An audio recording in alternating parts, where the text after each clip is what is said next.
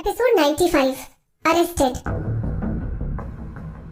Stadium में मौजूद दसियों हजार लोगों की नजरें सिर्फ विधि पर टिकी हुई थी। हालांकि उन नजरों के बीच में विधि ने अपने आप को शांत बनाए हुए रखा था। तभी मेघना ने विधि की तरफ अपना माइक बढ़ा दिया। करती रहो एक्टिंग, मैं भी देखती हूँ तुम कब तक लोगों को बेवकूफ बनाती रहोगी।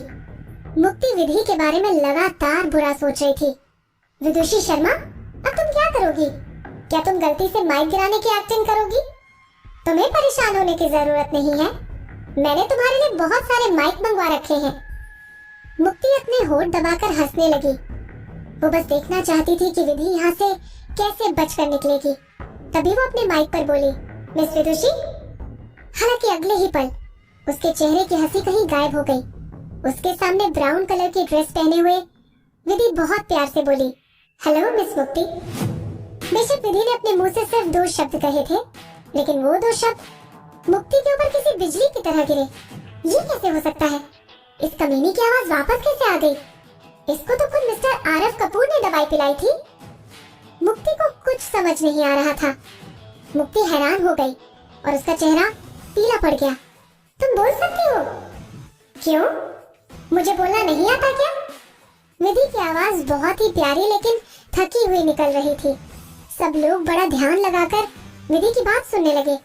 विधि चिढ़ते हुए माइक पर बोली, मैं तो हमेशा से बोल सकती थी। झूठ बोलना बंद करो, तुम्हें तो किसी ने। मुक्ति ने अपने आप को आगे बोलने से रोक लिया।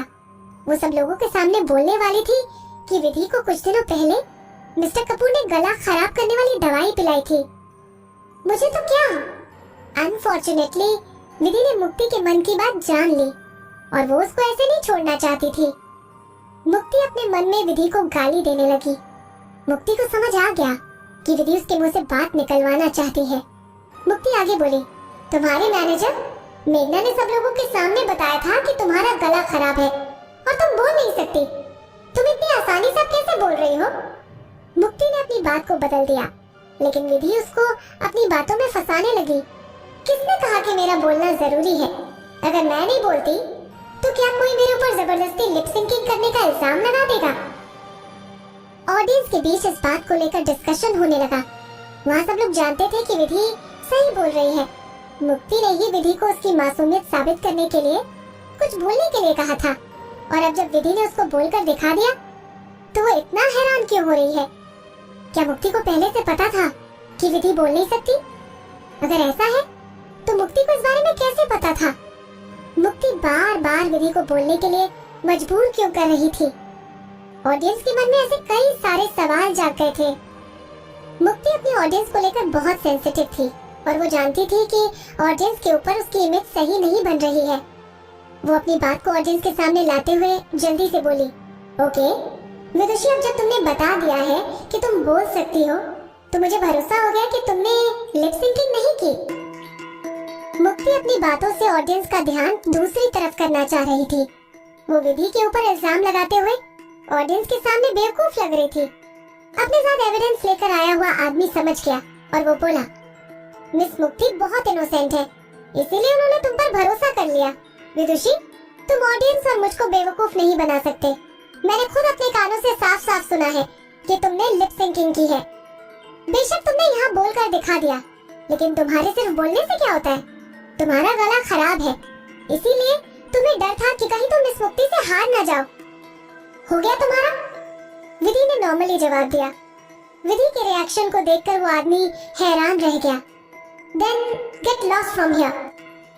विधि ने वही पुरानी वाली टोन में कहा। क्या विधि ने उसको वहाँ से निकल जाने को कहा? वो आदमी पूरी तरह से घबरा गया और सारी ऑडियंस विधि को घूरने लगी। विदुषी शर्मा, तुम सच में ही बदतमीज हो। ये बदतमीज लड़की किसी आदमी को ऐसे कैसे भगा सकती है? ऑडियंस विधि के बारे में बुरा भला सोच रही थी। तभी एक बार फिर से होस्ट बीच में आया। अगर तुम सही हो तो तुम इस आदमी को यहाँ से क्यों भगाना चाहती हो? होस्ट को विधि ऐसे देखने लगी कि जैसे वो अपने सामने किसी पागल को देख रही हो। मेघना जो विधि की साइड में खड़ी थी वो भी होस्ट को बिल्कुल विधि की तरह देखने लगी।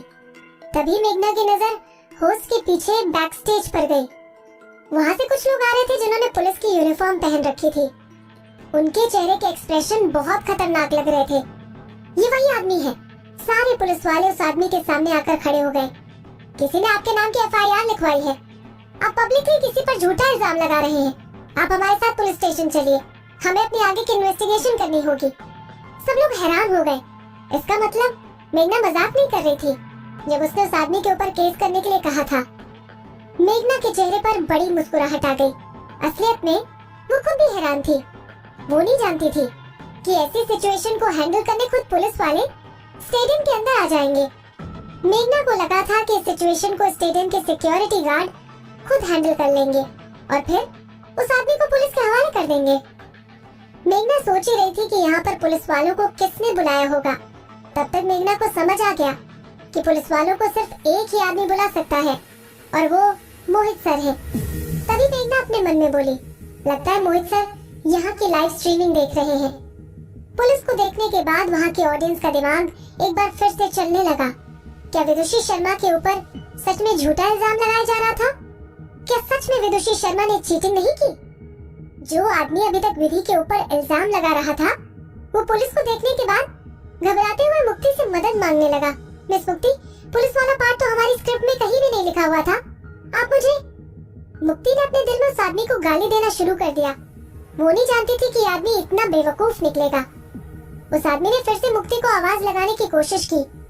प्लान को चौपट होता हुआ देख मुक्ति आगे बढ़ी और पुलिस वालों से बोली, थैंक यू ऑफिसर, आप यहाँ सही मौके पर आ गए। मुझे भरोसा है कि मिस विदुषी ने चीटिंग नहीं की है।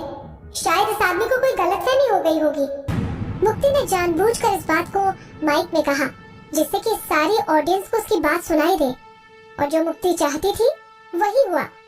उसके फैंस को लगा कि उनकी आइडल कितनी अच्छी है। हालांकि उस आदमी को पुलिस वहाँ से ले जाने लगी।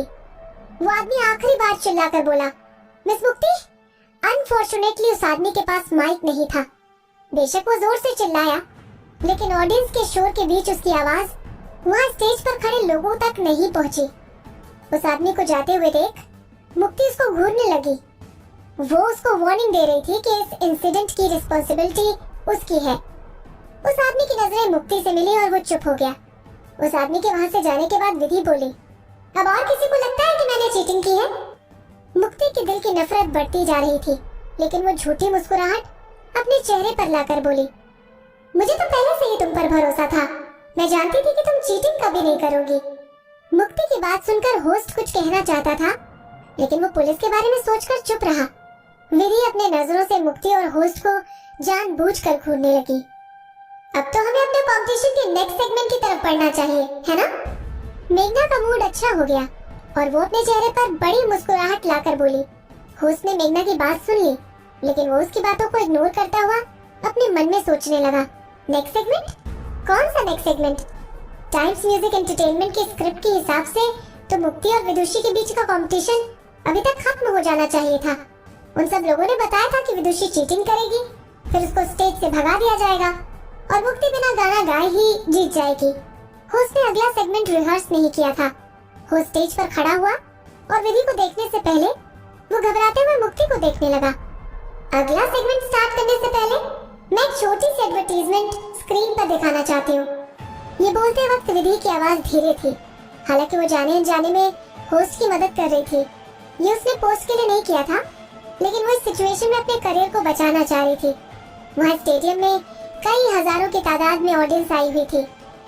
विधि ने इस मौके को एडवर्टीजमेंट के लिए सबसे सही समझा। कैसे एडवर्टीजमेंट? विधि को किसी सेवियर की तरह देखते हुए होस्ट ने बड़ी दिलचस्पी से पूछा। विधि मुस्कुराते हुए बोली, क्या यहाँ पर किसी को नहीं जानना कि मैं किस ब्रांड की एंडोर्समेंट कर रही हूँ? मैं यहाँ सब लोगों के सामने बता दूंगी।